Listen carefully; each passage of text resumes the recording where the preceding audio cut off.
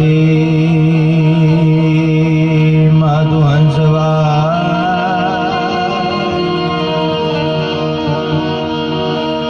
માધુ યમને દે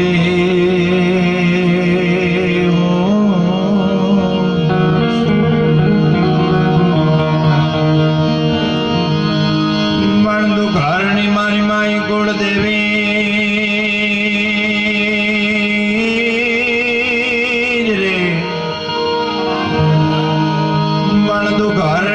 माई कुल देवी आन करणे यमासाय पण जाहिर जगमाई मां जोगनी आन जपे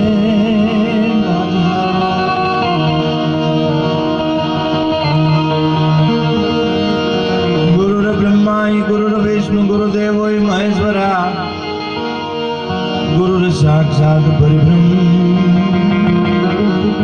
तस्मै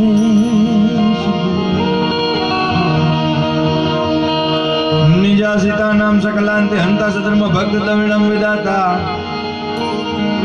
दाता सुखाना तनोज कृष्ण की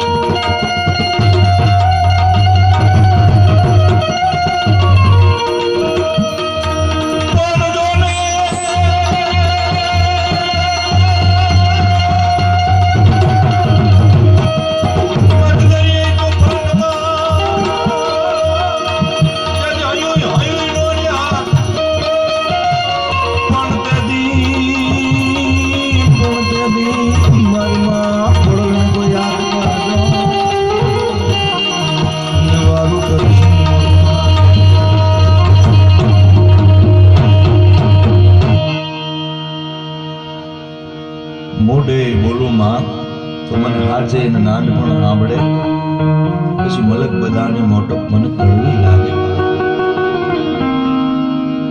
માં અને બાપ બંનેને શ્રદ્ધાંજલિ દેવાની છે માં ભગવતીની આરાધના કર્યા પછી અને આ પંકજભાઈ એકાદી લાઈટ કઈ ઓછી થઈ જાય ને તો આમ મને દેખાય છેક લગી કારણ કે મારે ગાવું નથી એક હોય છે મારે વાતું કરવી છે એટલે તમારી મારી મીઠ મીંડા એ કઈ થાય એ કામ પબ્લિકમાં કરી નાખો બાકી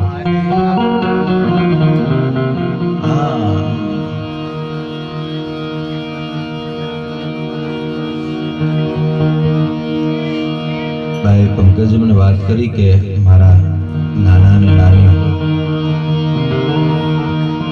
20 દિવસના અંતરમાં બંને રજા લીધી એમના દીકરા મુકેશભાઈ ને અશોકભાઈ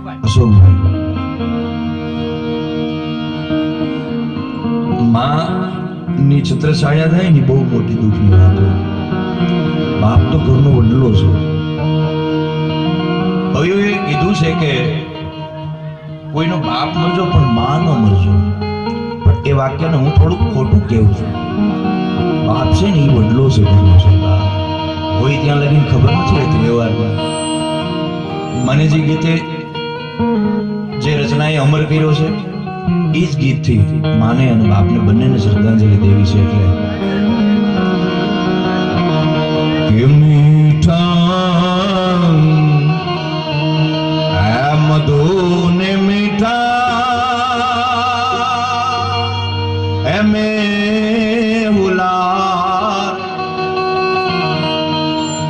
મીઠી મીઠી છે મોરી એ માત જા એ જનની જોડ સખી નહીં જડે. ભગવાનથી પેલા કોઈને કદાચ ને બિરુદ આપવું હોય એમાં કોઈ અતિશોક્તિ નથી સાહેબ. હું માનું છું, કોઈ માને ન માને એની વાત અલગ છે, પણ હું એમ કહું છું ભગવાનની પેલા કોઈ હોય તો મા બાપ છે. એથી મોટો કોઈ ભગવાન નથી. જેને મા બાપને ભજી લીધા એને ભગવાનને ભજવાની પછી જરૂર નથી. અખિલ બ્રહ્માંડનો નાથ ગાડીઓ ઠાકર કહેતો કે એમાં મારા અંગના ચામડા ઉતારી અને મોજડી બનાવી તને પહેરાવું તોય તારા ઋણમાંથી મુક્ત ન થાવ. આપણે તો પામર માણસ છીએ. આપણે પક્ષા કે મા બાપનું ઋણ ચૂકવીએ છીએ. બાપ છે ને પડદા પાછળનો ખેલાડી છે. માને ખૂબ લડાવી છે અને માને લડાવી જ પડે છે. તમે અત્યાર સુધીમાં જોયું છે માના ગીત ખૂબ ગવાણા. માના ખૂબ ગીત ગવાણા. ખૂબ કવિઓએ માને લડાવી, પણ બાપને બહુ ગણવામાં ઓછો આવ્યો છે. કવિઓએ બાપના ભજન બહુ ઓછા થયા છે. બાપ પડદા પાછળનો ખેલાડી છે. એ મોતાજ નથી કોઈની કવિતા. પણ એક મેં પોતે લખેલી અને મારે પોતાની એક વાત છે કે માથી મહાન કોઈ નહીં બ્રહ્મા વિષ્ણુ કે મહેશ. માથી મોટું કોઈ નહીં બ્રહ્મા વિષ્ણુ કે મહેશ. બાપ મારું બધું જ છે. માં ભલે બ્રહ્મા વિષ્ણુ મહેશ થી મોટી છે, પણ બાપ મારું બધું જ છે. કારણ કે તમે જોયું હોય છે સાહેબ, તમે જીદ કરો નાના હોય ત્યારે, કદાચ ને ભણતા હોય ન ભણતા હોય, કદાચ ને રખડતા હોય, તમે જવાન જોત થઈ ગયા હોય, કામમાં જેવડી ઉંમર થઈ ગઈ હોય છતાંય ન કામતા હોય ને, બાપ પાસે રોગીને કહેવો ને તો વ્યાજે ઉસીના લઈને બાપ તમારું પૂરું કરશે. સાહેબ ઈ બાપ છે. બાપ મારું બધું જ છે. પોતે ફાટેલ ગંજી પહેરે અને દીકરાને બ્રાન્ડેડ બૂટ પહેરાવે ઈ બાપ છે. માં હજી ઠપકો મારી ચીટીઓ ભરી અને ખૂણામાં બેહાડ દે, બાકી બાપ એટલું જ જોતો મારા દીકરાને જોઈએ નહીં, મારે ન જોઈએ. સાહેબ ઈ બાપ છે. એટલે મારા ગુરુ પૂજ્ય ઇન્દ્ર ભારતી બાપુ એક બાપ વિશે કવિતા લખે છે કે ઘેરો રે વડલો ને ઘેરી છાયણી રે ઘેરા કુટુંબમાં મારો બાપ ચા મીઠો છાયણો રે મારા બાપ. સાહેબ બાપ તો બાપ છે. એ જ્યાં લગી હોય ત્યાં લગી દુનિયાના વ્યવહારની ખબર ન પડે. બાપ જેથી જાય તેની ખબર પડે. અને મને તમને બધાને ખબર હોય ગોરાનું ઢાંકણું હોય ને ત્યાં લગી ગોરાના પાણીને ખબર ન પડે કે દુનિયાનો કચરો કેટલો પડે છે. તો જેથી ઢાંકણું જાય ને તેથી દુનિયાના પાણીને ખબર પડે ગોરાના પાણીને કચરો કેટલો છે. મારી બહુ ઝીણી ઝીણી વાત હોય છે. અને મને પંકજભાઈ કીધું કે હું આવ્યો ને એટલે મને કે ભાઈ તમારા લાયક તો બહુ મોટો ડાયરો નહોતો, પણ મને ઈચ્છા હતી કે તમે આ બધું બોલો છો એટલે, પણ મને એટલી ખબર પડે અને જાહેરમાં કહું છું હું મહાન થયો હોય તો વાતોથી સાહિત્યથી મહાન થયો છું. હા, મને કોઈ રૂપારો જોઈને નથી તેડાવતા. હા, મારી વાતોથી હું મહાન છું. પણ મને એટલી ખબર છે સમજદાર વર્ગ 5 જણા બેઠા હોય ને તો ભલે હેઠે બેહીને ગાવું પડે, બાકી રૂમાલ ઉડાડે હું ત્યાં ના પડ દઉં છું. એના સાક્ષીઓ બેઠા છે. હું મુકેશભાઈ પ્રોગ્રામ લઉં ને એ પેલા હું કહું ગણાય કે ભાઈ ત્યાં રૂમાલ ઉડાડતા હોય ને ઠેકડા મારવાના પ્રોગ્રામ હોય તો મને રહેવા દેજો, બુક નો કરતા, મારે નથી આવું. મને તો 5 જણા શાંતિથી બેહીને સાંભળવા વાળા હોય ને ત્યાં હું જવા વાળો કલાકાર છું. બીજી જ કડીમાં પછી બાપુ લખે છે ઇન્દ્રભારતી બાપુ કે આંગણી પકડી તે મારા બાપની આલ્યો હું તો ડગમગુઈ ચાલ ચિલે ચડાવાઈ તો હાલ બાપ ચિલે ચડાવ્યો બેટા આમ કરાય આમ નો કરાય. અને સાહેબ જગતના ચોકમાં કહું છું કે જ્યાં લગીન હોય ને ત્યાં લગીન કોઈની બાપ કોઈને સમજાણો નથી, ગયા પછી સમજાય છે મારો બાપ આમ કહેતો હતો, મારો બાપ આમ કહેતો હતો. હા, અને હું તો જાહેરમાં યુવાનોને કહું છું જ્યાં લગીન હોય ત્યાં લગીને માની લેજો, બાકી જેથી ફોટો ફ્રેમમાં કડારાઈ જાય ને પછી અફસોસ સિવાય કાંઈ નહીં, અફસોસ સિવાય કાંઈ નહીં. જ્યાં લગીન છે ત્યાં લગીન એના ઠપકા, એની દાટ, અને રોકવા વાળું, ઠોકવા વાળું અને કોક કહેવા વાળું હોય ને તો જ તમે આઝાદ નથી છીનવાતી. તમારી સાહેબ આઝાદી નથી છીનવાતી, તો જ તમે આઝાદ બનો છો. કોક કહેવા વાળું હોય તો જ તમે કંઈક કરી શકો, બાકી તમારી તાકાત નથી. આ જે માણસ તમે જોયું છૂટા ઢોર રખડતા હોય ને એ મજા આવે ને રખડતા હોય, પણ જેની માથે રોક ટોક હોય ને મા બાપની એ બંધનમાં ફરતો હોય, એ જ કંઈક કરી શકે. અને ભગવાનને ભજો, 100% માળા કરો, અનુષ્ઠાન કરો, પૂજા પાઠ કરો, જે કંઈ કરવું એ કરો. અને મારા ગુરુ તો ન્યા લગીને કહે છે કે તમે કદાચ ને મા બાપની હાઈ લઈ લીધી ને, મા બાપને કોઈ હાથ જોડાવી રોવરાવી લીધા ને, એ પછી અનુષ્ઠાન કરે, લઘુરુદ્ર કરે કે મહારુદ્ર કરે, એને પછી શિવે માફ નથી કરતો. સાહેબ એકવાર મા બાપને જેને આસોડા પડવી દીધા. અને આજનો પ્રોગ્રામ એટલે આ શ્રદ્ધાંજલિનો પ્રોગ્રામ છે. આજે મારા ને તમારા સમાજની માલિપા આ પાછળ ભજન ઉકામે રાખવામાં આવે. આખો જામો પાડી દેવો ને બગડાટી બોલાવી દેવી અને ગામને બતાડી દેવું કે અમે એટલા કલાકારો તેડાવ્યા ને એટલો ખર્ચો કર્યો, એનો પ્રોગ્રામ જ નથી. હું દરેક શ્રદ્ધાંજલિના પ્રોગ્રામમાં બોલું છું. આજનો પ્રોગ્રામ એટલે માફીનો પ્રોગ્રામ છે. આજનો પ્રોગ્રામ એટલે પુષ્પાંજલિનો, શબ્દાંજલિનો પ્રોગ્રામ છે. ગરુડ પ્રમાણમાં જેનું પ્રમાણ છે, બ્રહ્મામી બ્રહ્મામી કલામં વસ્તુતમ નહામી સંશાસ્ત્રમ કલ્યાણમ વવસ્તુ. આ સંસ્કૃતનો કદાચ મને તમને ન સમજાય, અમે તો કદાચ તમારો વાંચેલું હોય એટલે સમજાતું હોય, પણ એનો એક જ શબ્દ થાય છે, જીવન જીવતા જીવતા જ્યારે કંઈ ભૂલચૂક થઈ હોય ને તેની માફીનો દિવસ આજ છે. હા, જે માણસ જાય છે, બધા સમાજની અંદર એક રિવાજ છે કે છેલ્લે દિવસે જ્યારે દીવો હોય કે પાણી ઢોળકીએ, દરેકના રિવાજ પ્રમાણે અલગ અલગ શબ્દ આપે, બાકી અંતે શિવ પાસે દીવો મૂકવા જવાનું હોય. શંકરના મંદિરે દીવો મૂકવા જાય, એ દીવો મૂકવા જાય ને ત્યારે જીવ શિવ તરફ જાય છે. ત્યાં લગી અહીંયા જ રહીએ છે સાહેબ. હા, હું નહીં, ગરુડ પુરાણમાં જેમાં વિષ્ણુની સાયન્સ એ વાત કરું છું. એ જીવ અહીંયા રહીએ છે. જેને એનું પ્રિય પાત્ર હોય ને, દીકરાનો દીકરો વાલો હોય, દીકરીની દીકરો વાલો હોય, એની દીકરી વાલી હોય, એની આજુબાજુ કુઈમા કરે છે. તમે બધાએ જોયું હોય, કદાચ વડીલો બેઠા છે, બધાએ મારે કોઈ ખુલાસો કરવાની જરૂર નથી, પણ મને તમને ખબર છે કે નનામી બાંધીએ આપણે, એટલે નનામી બાંધે એવું કામ એનું કામ એ મળદું હાયલું જવાનું છે, પડી જવાનું છે ના. બાંધવામાં એટલે આવે છે કે આત્મો જ્યારે નોખો પડી ગયો હોય ને એની ઉપર તરતો હોય, એની ઉપર તરતો હોય, એને એ આત્માને બતાડવા માટે થઈને મારા ને તમારા વડીલોએ અને ઋષિ મુનિઓએ પ્રથા કરેલી છે કે હવે તું આ દેહથી નોખો હોયો જા, તારા દેહ હારે કાંઈ લેવા દેવા નથી તારે, એટલે મેં તને બાંધીએ છીએ. એ પછી ઘરના જ કામ અગ્નિ દાદી હાલો કયો મને.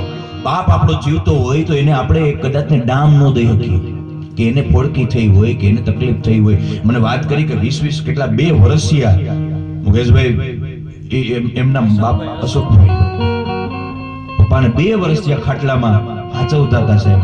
એક ઉણપ ન આવવા દે છે મણા, એ જ પોતે જ હગા ઉઠીને ક્યારે અગ્નિ દાદી. કોઈ દીકરાનો જીવ નો હાલે સાહેબ, પણ રિવાજ કરવો પડે આત્માને બતાડવા માટે થઈ. પોતાના તને અગ્નિ દાદીએ છે, આત્મા વયો જાય પણ આત્મો નથી જતો. ગરુડ પુરાણની લખેલી ચોખ્ખી સ્પષ્ટ ભાષામાં, ગરુડ પુરાણ કદાચ સંસ્કૃતમાં વાંચીએ તો ન સમજાય, હું એનું સ્પષ્ટ અનુકરણ કરીને કહું કે 11 દિવસ સુધી જીવતા, આપણે તો માણસ છીએ, કદાચ આપણે કારણ કે જીવતા માણસ છીએ, આપણે કળિયુગના માણસ છીએ, અને એટલે કોક દીક મેમે તૂટું થઈ ગયું હોય, કોક દીક બોલાઈ ગયું હોય, કોક દીક હાથ લાંબો થઈ અને કઈ કહેવાય ગયું હોય. આમાં જેટલા બેઠા છે હું પણ આવી જાઉં.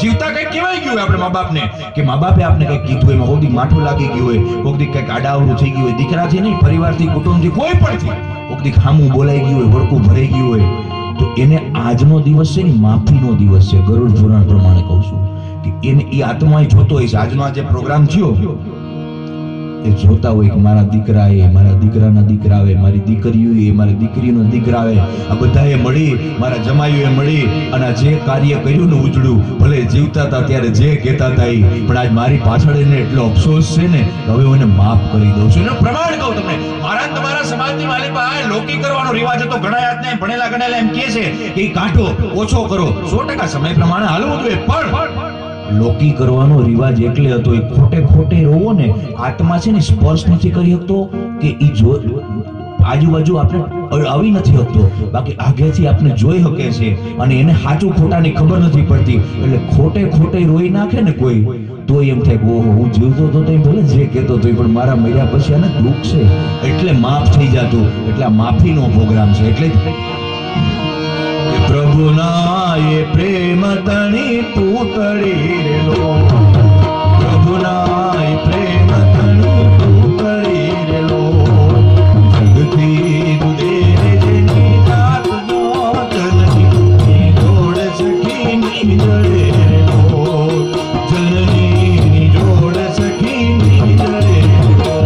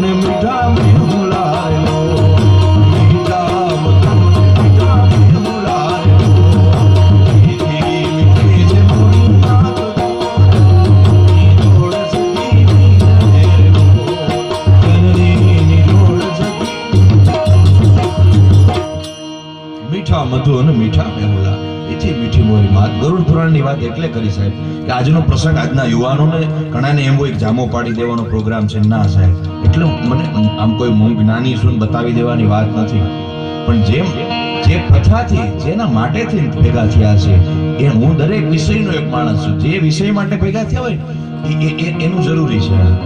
બાકી અત્યારે કેવું થયું, વિષય બીજો હોય અને જલસા બીજા હાલતા હોય. મારે જે વાત કરવી છે સાહેબ,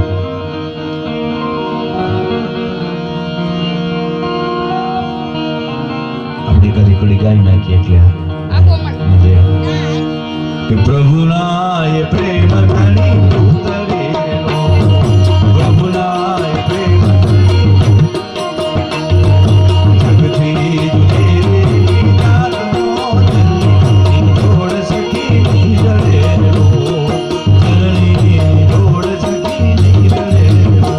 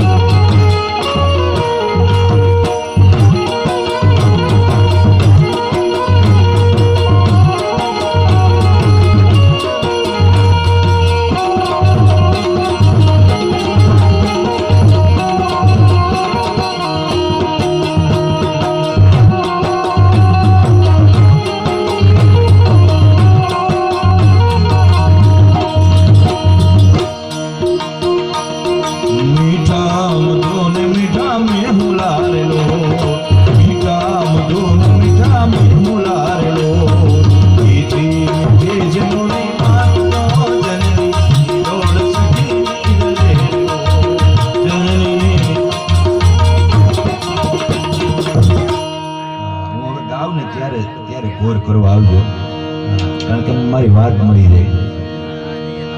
હું વાતોનો માણસ છું, ગાવાનો માણસ ઓછો છું, એટલે ગાતા જ હોય, ગાતા આવડતું હોય, પણ મેં કીધું ને હું સમયને રહેવા જોખી શબ્દ દેવા વાળો માણસ છું અને ઝીણી ઝીણી વાતોનો માણસ છું. મારી વાત એવી હોય છે કે એક વાતમાં તમે જો ધ્યાન ન દીધું તો તમને એમ થાય કે આ વાતનો મરમ હું હતો એ ખબર નહીં પડે. કારણ કે હું એવી વાતોનો માણસ છું. મને હું કે એના લગ્નમાં કેવું હોય તો મને કોઈ કદાચ એમ કે ભાડાનું મકાન ગાવ તો હું ન ગાઉં. ત્યાં જે થતું હોય ત્યાં થાય. જીવ સાને ભરે છે હે ગુમાનમાં તારે રેવું ભાડાના મકાનમાં, તારે રેવું ભાડાના મકાનમાં.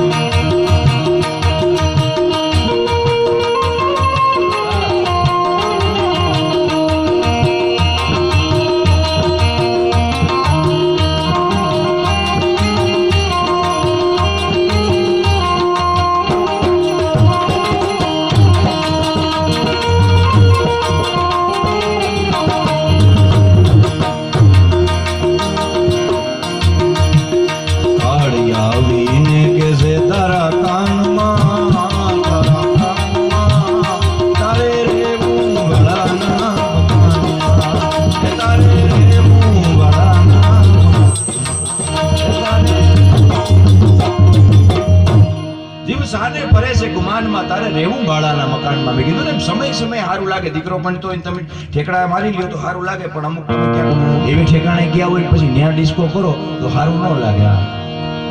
હમણાં લગ્નની સિઝન ચાલુ છે ને એટલે મને ખબર છે, હું જોતો હોય ઓલું લખે તમારે વિડીયો વાળા બધા બનાવે ને પોસ્ટરો, એ 5 દી પછી ગોન, 7 દી પછી ગોન. હા કોણ લઈ એવું ગોતું છું. ગો કરવા વાળા કેદી નો ગોતું. દીકરા વાળા મૂકે કે 5 દી પછી ગો એટલે લગ્ન, ભાઈ ભાંગીને ભૂકો થવાનો છે તો સમજાય ગાલો.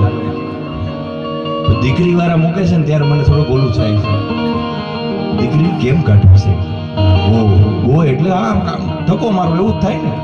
પછી ભાઈ ક્યાં અર્થમાં મૂકતા હોય એ આપણને ખબર નથી, પણ મને આવું સમજાણું છે. આ વડીલો બેઠા છે ને આ નહીં ખબર હોય સ્ટેટસની દુનિયાની. હવે સ્ટેટસની દુનિયા થઈ ગઈ. પેલા એવું હતું ને ભજન હતા ને તો આખી રાત માણા બેહીને નિરાતે સાંભળતા, એટલે એ 12 કલાક સુધી 8 કલાક સુધી બેહી શકતા. પછી સીડી VCR નો જમાનો હતો, 3 કલાક હાલતી, એટલે માણા VCR ચડાવે 3 કલાક સુધી નિરાતે સાંભળતા. પછી CD આવ્યું 1 કલાક સુધી માણા સાંભળે.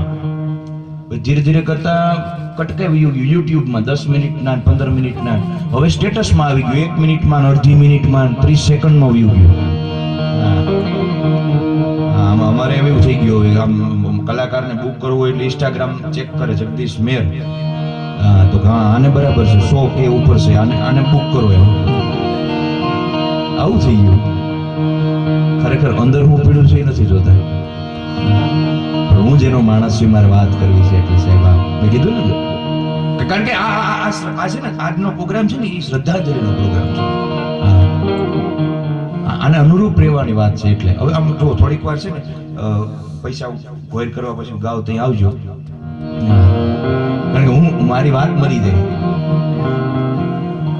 કારણ કે હું એવી વાતોનો માણસ છું. એટલે કારણ કે માં અને બાપને બેયને લડાવવા છે મારો ગમતો વિષય છે સાહેબ. અને મને ગમતો એટલે કે મને એથી વધારે બીજી કોઈ વાતો કરવી ઓછી ગમે છે.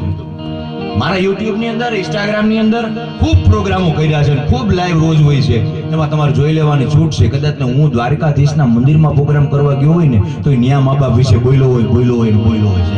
કારણ કે હું માનું છું કે માથી મોટું કોઈ નથી, અને મા બાપથી મોટું આ જગતમાં કદાચ કોઈ નથી સાહેબ. અને માના ઋણ તો તમે કોઈ ચૂકવી નથી, કારણ કોઈ ચૂકવી નહીં શકે, અને બાપ બધું જ છે સાહેબ. મેં કીધું ને બાપ બધું જ છે. એક જ જુનાગઢની સત્ય ઘટનાનો પ્રસંગ છે, 2 જ મિનિટનો. પછી મારે માની જે વાત કરવી છે કરું, પણ બાપની વાત મને આડિયા બાપ શું છે સાહેબ. મારા ગુરુ લખે છે ને કે ટુકડામાંથી ટુકડો કરીને આપતો,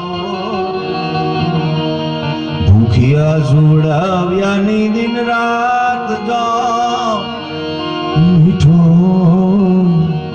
છાયણો રે મારા બાપનો. બાપ છે ને ત્રિકોણનો હોવાની છે. જુનાગઢની માલિપા ગ્રોફાઇટ બંધ થઈ ગઈ. જે જૂના માણસો જુનાગઢ કોઈ આવેલા છે વડીલોને ખબર છે, ગ્રોફાઇટ કંપની હાલતી હતી. અત્યારે જ્યાં માહી ડેરી છે, ભાઈ એ ગ્રોફાઇટ હાલતી ત્યાં એક મજૂર માણા, અત્યારે એનો દીકરો છે ને મારી બાજુમાં રહે છે, મારી સ્કૂલમાં જ ભણે છે. એના પપ્પાએ મને આ વાત કરી કે અમારા પરિવારની સત્ય ઘટનાની વાત, બાપ શું કરે એની વાત છે સાહેબ. એ માણસ ગ્રોફાઇટમાં મજૂરી કરે એટલે એક દિવસ એના શેઠને એને મળવું પડે. કોઈ સિક્યુરિટી એને પગારદાર જવા નહોતી અંદર, જે માણસો હતા પોતે એ જ કંપનીમાં નોકરી કરતો હતો, પણ એને શેઠને મળવું હતું, માલિકને મળવું હતું, એટલે કોઈ મળવા ન દે. એટલે એકથી છાનોમુનો ચોકીદારની નજર ચૂકવી અને અંદર કરી ગયો. પણ ફાટેલા તૂટેલા લુગડા, મેલો કેલો ભરેલો, જેની કોઈ 5 રૂપિયાની આજીવિકા એટલી બધી નહીં કે પોતે સારા લુગડા પહેરી શકે, માલા મોફી કરી શકે. એવો કોઈની પછી 50-60 રૂપિયા જે કઈ એનો પગાર આવે ને એમાં એક ગુજરાન હલાવે. અને અંદર ઓફિસમાં પૂકી ગયો એટલે ધક્કો મારીને જેવો કર્યો એટલે શેઠે કીધું, ભાઈ તું અંદર કેમ આવ્યો? તો હાથ જોડીને વિનંતી કરું છું, મને કાઢતા નહીં, મારે એક વાત કરવી છે. બોલો બોલ ને. શેઠ મારો 50 રૂપિયા પગાર વધારી દો. સાંભળજો, બાપ શું કરે ને મારા તમારા માટે થઈ. શેઠ મારો 50 રૂપિયા પગાર વધારી દો. જુનાગઢની સત્ય ઘટના કહું છું મિત્રો. શેઠ એમ કે એમ તારો એકલાનો પગાર ન વધે, વધે તો આખી કંપનીનો વધે, બધાયનો એક આરે વધે, તારો એકનો ન વધે. શેઠ મારે બહુ જરૂર છે, મને 50 રૂપિયા પગાર વધારી દો. અરે એવી હું જરૂર પડી? શેઠ હું તમને વિનંતી કરું છું, તમે કહો તો હું તમારું વધારાનું કામ કરીશ, હું આ પારવા ચોરવાનું કરીશ, તમારી ઘેરે આવીને સાફ સફાઈ કરી જાય, તમારી ગાડી સાફ કરી દઈ, મને 50 રૂપિયા પગાર વધારી દો. શેઠ કે ન બને, સત્ય કારણ તો કે તો ખબર પડે. શેઠ નો સાંભળો તો સારું છે. અને જેટલા બેઠા છો ને બધા એક જોયું છે, આપણે બધા કોઈ કરોડો બંગલામાંથી આવનારા નથી, આપણે મધ્યમ વર્ગમાંથી આવીએ છીએ. એટલે કદાચ આપણે જોયું હોય સાહેબ, દિવાળીનું ટાણું આવે ને, આ બાપુ છે એની વાત કરું છું, પછી મા ઉપર જવું છે મારે.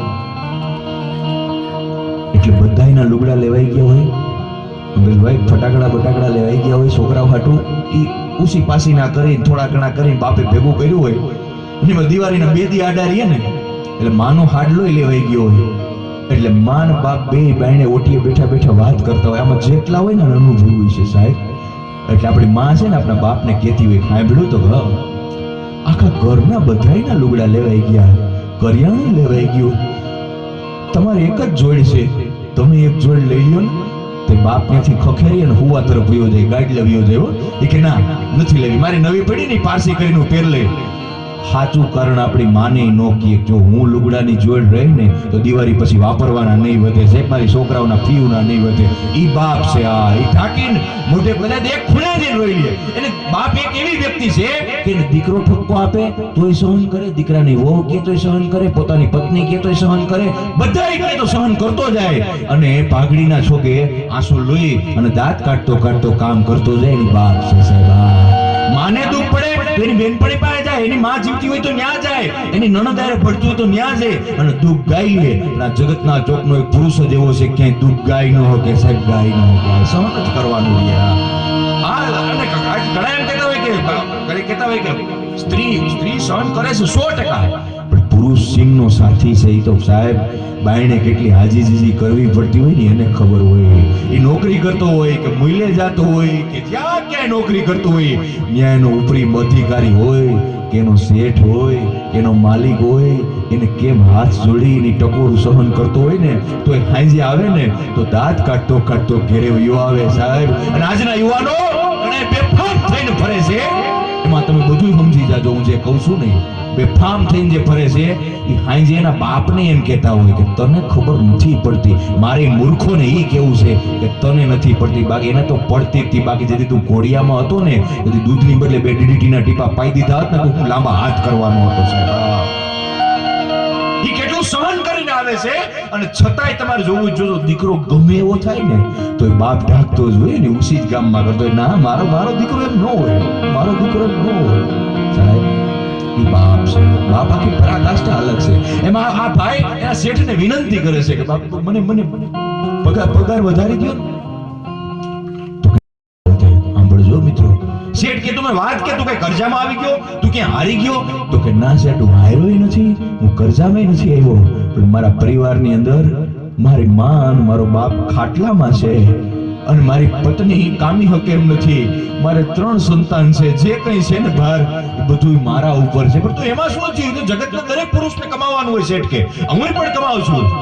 તો કે શેઠ તમારી પરિસ્થિતિ હારી છે, પણ મારે દવાખાનાના એટલા ટીકા આવ્યા છે ને કે અત્યાર લગીન તો મારા મોટી દીકરી સમજણી નહોતી ને ત્યાં લગીન વાંધો નહોતો, પણ હવે વાંધો આવ્યો છે. તો કે એમાં હું વાંધો આવ્યો? કેવડી થઈ તારી દીકરી? તો મારી દીકરી 6 વર્ષની થઈ ગઈ છે. અરે એમાં શું ન્યા? શેઠ કઈ સમજતો નથી, ઓલો વાત કરે છે. શેઠ કે તું ખુલાસો કર. શેઠ નો સાંભળો તો સારું છે. સાંભળજો, આ વ્યક્તિએ જ્યારે મને વાત કરી મગજભાઈ ત્યારે માણસ સોધા રાસુએ રડતો હતો ને એની વાત સાંભળ્યા પછી હું પણ રડતો હતો. શેઠ કહે છે કે તું વાત તો કર. તો કે નો સાંભળો તો સારું છે શેઠ. હવે કેમ તારે 50 રૂપિયા વધારે જરૂર પડી મને કે? એટલે કહે છે શેઠ કાલે હજી ફુવાની તૈયારી કરું ને મારા ખાટલે હું બેઠો ને તમારી મોટી દીકરી જે 6 વર્ષની થઈ છે ને એ મારી પાસે આવીને એટલું કીધું, પપ્પા પપ્પા બોલ ને દીકરા. તમારે જોવું જોજો સાહેબ, બાપને છે ને દીકરીનો પડકારો જીવાડી દે. બાપ અને દીકરીનો એક નાતો એવો છે કે એ ભૂલી જ નહોતો. દીકરા કોઈ ખરાબ છે એવો મારો દાવો નથી, દીકરી માટે છે ને એનો બાપ બહુ કિંમતી હોય છે. અહીં જેટલા યુવાનો વડીલો બેઠા છે ને કહું છું, હું કોઈ સલાહકાર નથી, એક સાહિત્યકાર તરીકે કહું છું કે તમારા ઘરમાં જે પત્ની તમારી હોય એ પરણીને આવી હોય, તમારે એને કદાચ ને આડાવરું થાય તો ઠપકો આપવો હોય તો આપજો, પણ સાહેબ કોઈ દી એના બાપ વિશે ન કહેતા. જે દી એના બાપ વિશે કઈ આડાવરું બોલ્યા ને તે દી ચંડીનું રૂપ ધારણ કરી લે. કારણ કે એના બાપથી વધારે ને કોઈ ન હોય. એમાં દીકરી આવીને કહે છે, પપ્પા પપ્પા ખરેખર હાજુ કેજો ના પપ્પા. તો બોલ ને દીકરા, હું વાત કરવી છે? પપ્પા આખા દિવસમાં 3 વાર ખાવાનું હોય? અને બાપ તમે હજી શેઠ કઈ નથી મતતો, એટલે એમાં શું ખાવાનું? શેઠ અટાણ લગીને અમારા ઘરમાં અમે એક ટાણું ખાય અને રોડવતા હતા. મારા દીકરાઓને ખબર નહોતી, હવે મારી દીકરીને ખબર પડી ગઈ છે કે દિવસમાં 3 વાર ખાવાનું હોય એટલે 50 રૂપિયા પગાર નહીં વધારો ને તો અમે બધા આખો પરિવાર દવા પીને મરી જવાના છીએ. અને શેઠે કીધું જા હવે તારો પગાર વધારી દેવો. સાહેબ આ બાપ છે, માગી ભીખી અને દીકરાઓ હાટું પૂરું કરે અને કરે. એટલે મારા ગુરુ લખે છે કે આંગણી પકડી તે મારા બાપની આલ્યો ઊંધું ડગમાં ગુઈ આ ચાલ જો ચીલે ચડાવાઈ તો હાલ. બજારમાં બાપ બેઠો હોય એને એના તમારે જોવું હોય જોજો. તમે તમારી પાસે કોઈ યુવાન હોય એની પાછળ બાપનું નામ તો લાગે 100%, પણ ઈ ગામની માલિકા જ્યાં રહેતો હોય, ગામડામાં રહેતો હોય, શહેરમાં રહેતો હોય, કોઈ પણ જગ્યાએ રહેતો હોય, ત્યાં એનો બાપ એના દીકરાના નામથી ઓળખાવા માંડે ને કે ફલાણાનો બાપ છે, તેથી બાપના 5 વર્ષ વધી જતા હોય. સાહેબ આ બાપને ગૌરવ હોય. આ દુનિયામાં એક જ વ્યક્તિ એવો છે કે તમે એના કરતા મોટું નામ કરો ને તો એ રાજી રહે, બાકી દુનિયામાં બીજું કોઈ રાજી જ નથી સાહેબ. તમે મોટું કરો ને પગ ખેંચવા વાળા પડ્યા છે. એટલે કે ઘેરો રે વડલો ને ઘેરી સાયણી રેલો, ઘેરો રે વડલો ને ઘેરી સાયણી રેલો, ઘેરા કુટુંબમાં મારો બાપ તો રે હવે ની જડે રો, ઘેરે સાયણી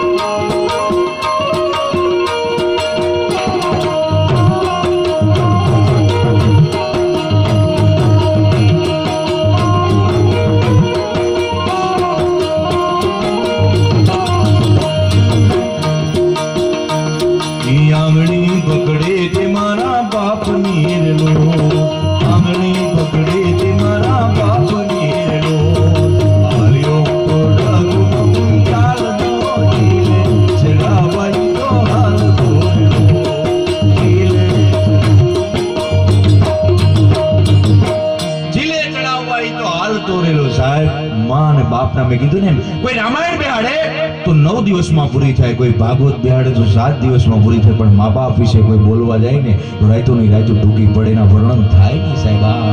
મા અને બાપ અદ્ભુત પાત્ર છે, અને મા બાપને જે સમજી લીધા, મા બાપને જેને ભજી લીધા, દુનિયાના સર્વશ્રેષ્ઠ થઈને બેઠા છે. મારું ને તમારું ઉદાહરણ તો આજ જગતમાં હોય જ સાહેબ 100%, પણ મારે ને તમારે જોવું હોય તો બહુ આગું જવાની જરૂર નથી. ગરવા ગણેશની પૂજા હારા કામમાં થાય ને હાતા કામમાં થાય. પિંડદાન કરવું હોય તો ગણેશની પૂજા પહેલા કરવી પડે. એને માત્ર ને માત્ર કામ એટલું જ કર્યું હતું કે જેથી કાર્તિકે એને ગણેશની જ્યારે હરીફાઈ લાગે, ટૂંકમાં વાત કરું છું, આ વાત બહુ જાણીતી છે, પણ આજના યુવાનોને ખાસ વારીને કહું છું કે જ્યારે બે ભાઈઓની બ્રહ્માંડને ચક્કર મારવાની હરીફાઈ લાગી ત્યારે સૌથી પહેલા કાર્તિક તો મોર લઈને નીકળી ગયો, પહેલા કોણ આવે એ બ્રહ્માંડનો મોટો, તો ગણપતિથી દોડાણું નહીં એટલે મહાદેવ અને મા ભગવતી બાજોટ ઉપર બેહાડીને 1 ચક્કર 2 ચક્કર 3 ચક્કર 4 ચક્કર માર્યા એટલે મહાદેવ બાવડું પીડું કે, હે ગણેશ શું કરસ?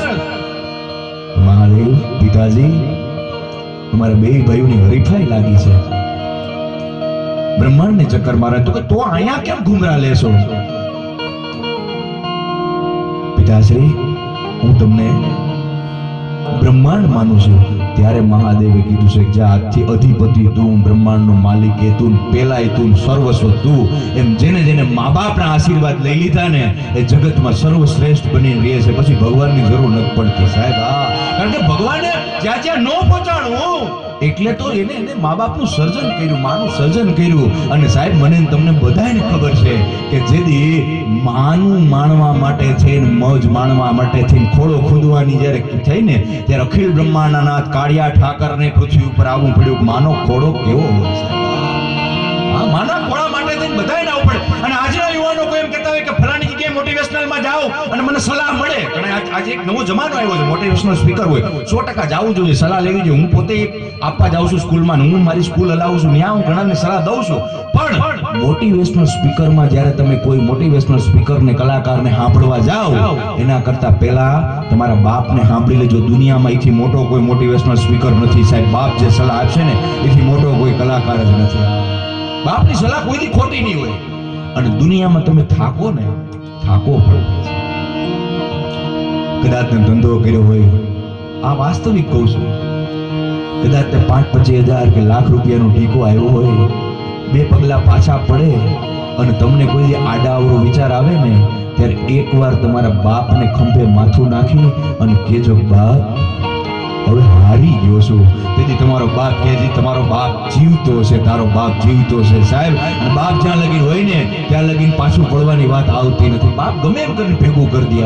અને આજના યુવાનો એમ કહેતા કે વાં જાય તો ફરવા જાય તો શાંતિ મળે, ખુલ્લું જાય તો શાંતિ મળે, મલાની જાય તો શાંતિ મળે.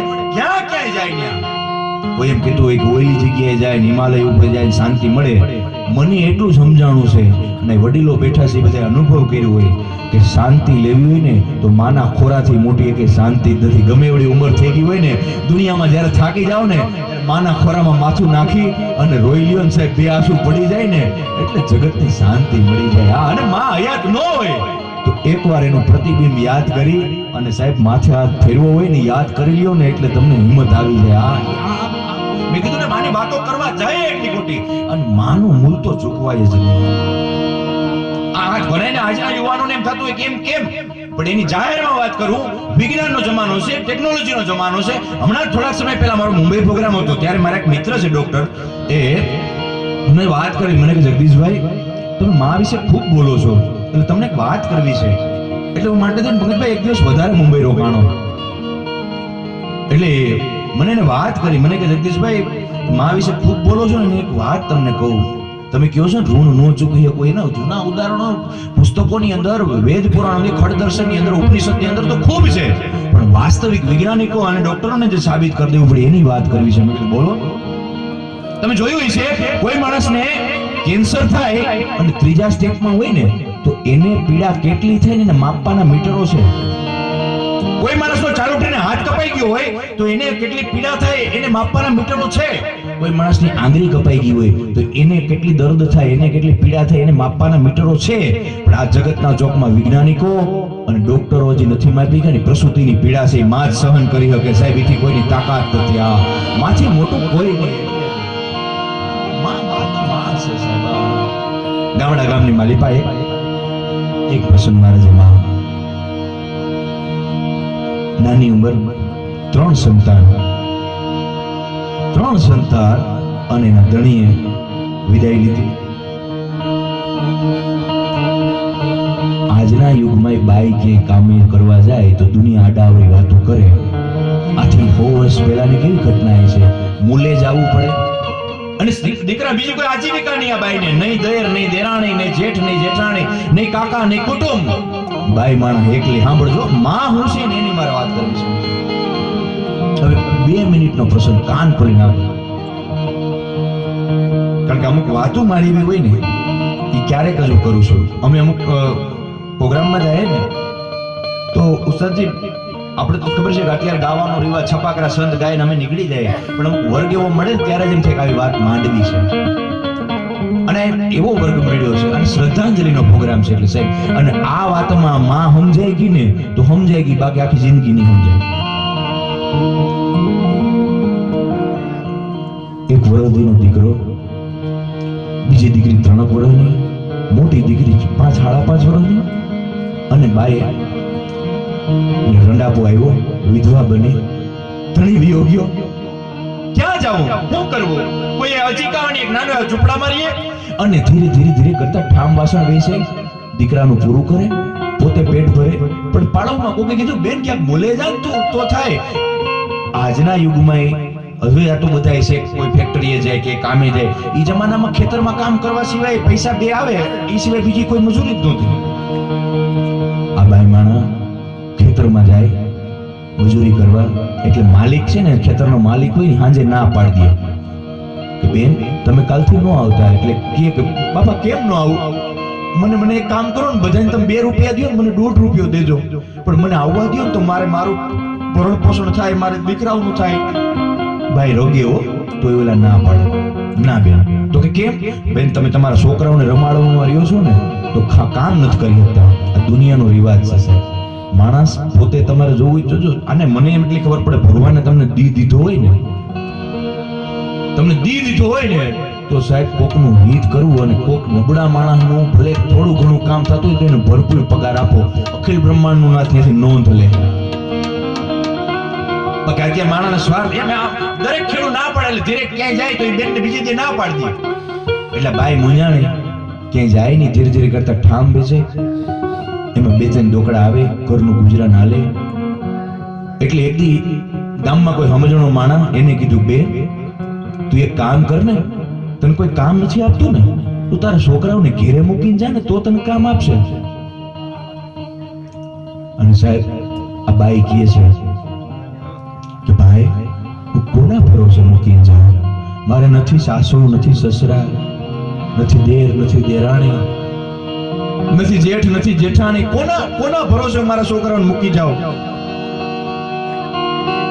બેન તું છોકરાઓને રેઠા મૂકીને નહીં જાય તો તને કોઈ કામ નહીં આપે, મૂલ નહીં આપે.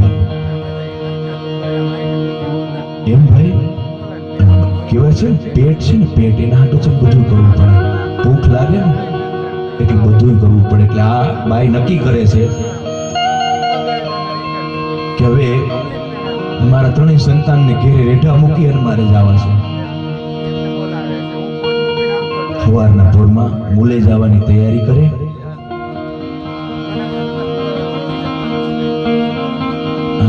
વાતો પછી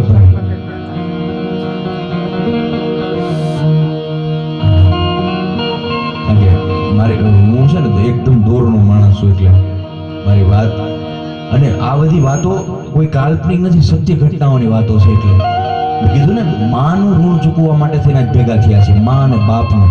એના માટે થઈને આજની આ રાત છે. એટલે એના જેટલા ગુણગાન ગવાય ને એટલા ઓછા છે.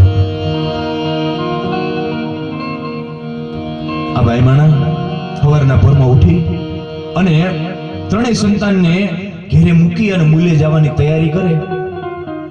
પણ જેનો દીકરો ઘોડિયામાં હતો, બીજી 2-2.5 વર્ષની દીકરી, અને આ મોટી દીકરીને ઉઠાડીને કહે છે કે બેટા સાંભળ્યું? દીકરી જેવી ઉઠે ને તો તરત ભાષા ફરી જાય છે. બેન, દીકરીમાંથી બેન કહે છે, જોજો બેન હું છે ને મૂલે જાઉં છું, ખેતરે જાઉં છું, સાંજે વેલી આવી જાય તો 2 પાંડેડાનું ધ્યાન રાખજે. હા માં તું જા. અને કેતી જાય છે દીકરા ભૂખ લાગે ને તો આ ડબરામાં પાથું રાખ્યું છે, એ કોઈ મીંદડું કે કૂતરું કે હેઠું ઉપાડી ન જાય ને એટલે ઉપર સિક્કિયામાં, અહીંયા ગામડામાં મારે એની કોઈ ચોખવટ કરવાની જરૂર નથી, સિક્કિયું આવે એમાં હું રાખીને જાઉં છું.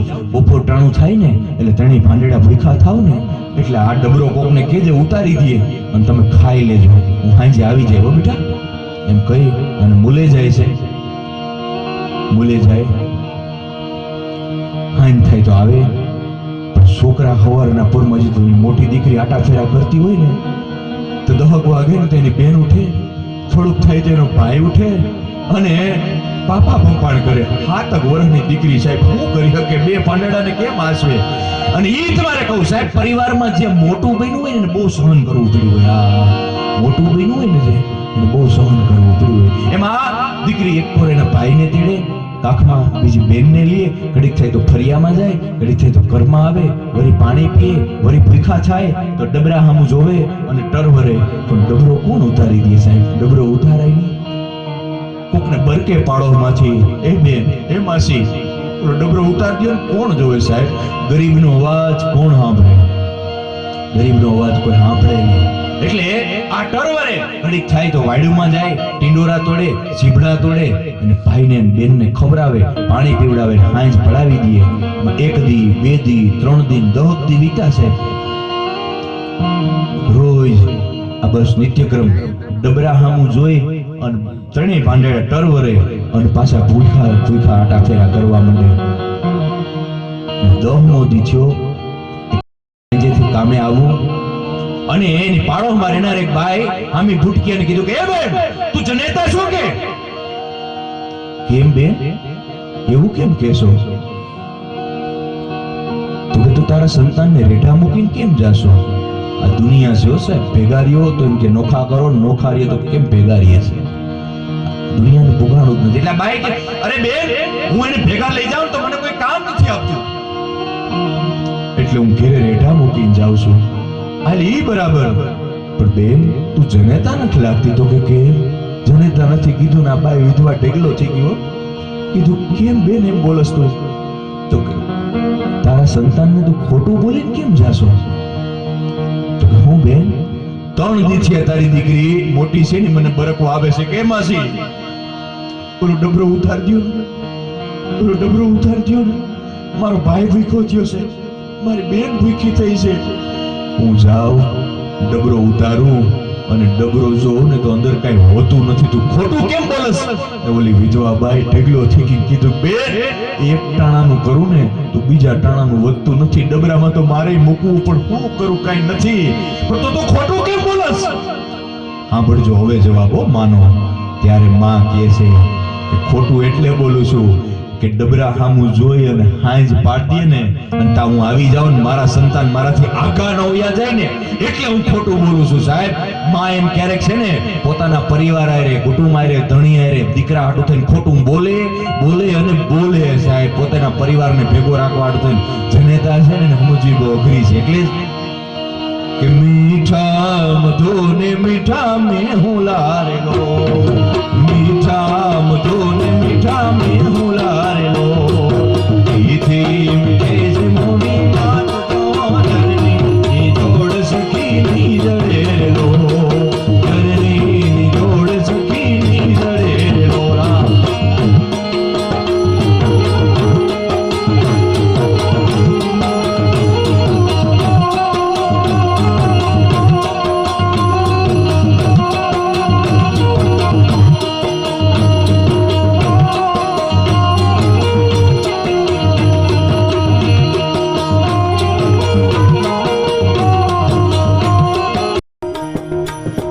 પ્રભુના પ્રેમ તણી